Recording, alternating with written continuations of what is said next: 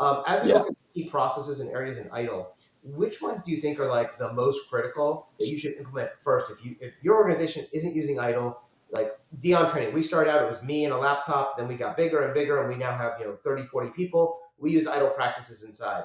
If you were working with an organization that's starting to grow, or a large organization decides we now need to be in ITIL, there's 34 practices. We can't do them all at once. How should we prioritize them? I would argue whether you would even want to do all of them at all to start with anyway. Yep. I think the answer is a typical consulting answer. Well, it depends. And here's what it depends on. So let me be very specific. If you are introducing a lot of new technology and your organization is very, very dynamic, you're going to depend on those practices which want to create stability.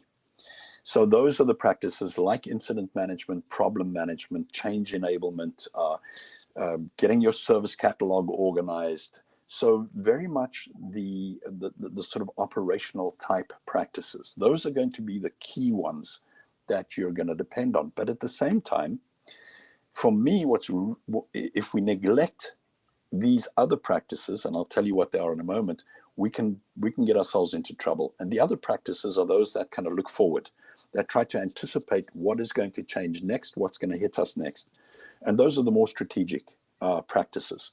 Things like availability, things like capacity and performance, things like portfolio management and strategy management start becoming really important.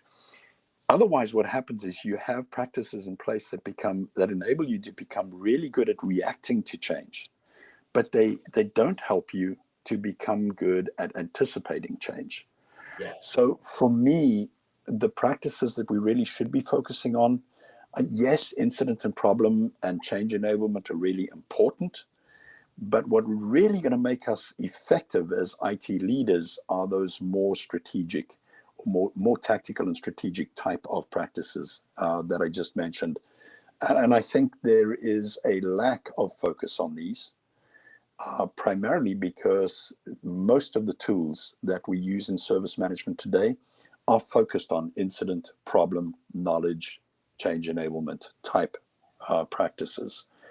And the reason they don't focus on availability, capacity, strategy is because those practices do not involve tickets. Yeah. So if you can't ticket it, well, we can't put it in the tool. Therefore, don't worry about it. Yes, you absolutely have to worry about those things. Another one that's really important for me that we neglect so much in IT is financial management.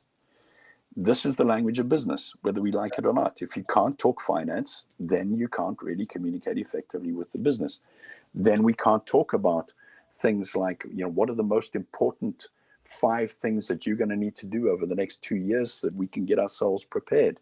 If there's no financial case behind it, well, we're not going to get the attention of the business. So for me, financial management is another one of those really key practices that we need to have in place. Yeah, I think you're right.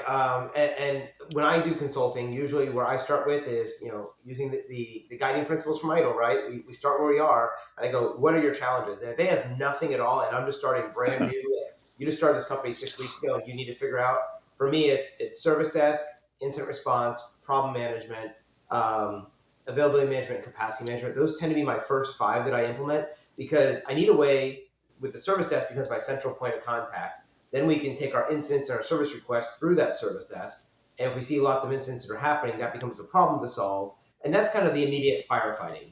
But then the second level, we go from that crawling to our walking. That's when I start looking at financial Yeah, and risk and security. yeah, And like you said, doing those long-term plans. And when you're really doing this well, that's when you have a really good program management, portfolio management, and you're doing application development, release, and all those kind of things start working together. But it is, if you try to do all 34 at once, it's just too much. You got to pick it up. And one of the things you said that I really liked was, you made a point on finances.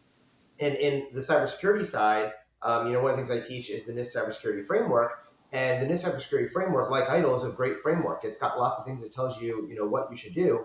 The biggest problem with NIST, though, is they never tell you how to do it. They just say, hey, here's the 6 functions and the categories and the subcategories and the actions. But nobody ever tells you how to actually implement it. So you get this kind of like a block of Legos. You don't know what to do with it. And I've heard this complaint from students before with ITIL sometimes. This is one of the roadblocks they have is I've read the book. Now, how do I actually do this in the real world and apply it?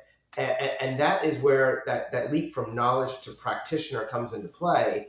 And the more you do it, the better it is. But it's, you can pass an ITIL certification and still be zero value add to your Yeah. corporation, right? Let's all be honest. It's a certification. We're going to teach you what to do in the book, but now you've got to apply that to the real world to get those results.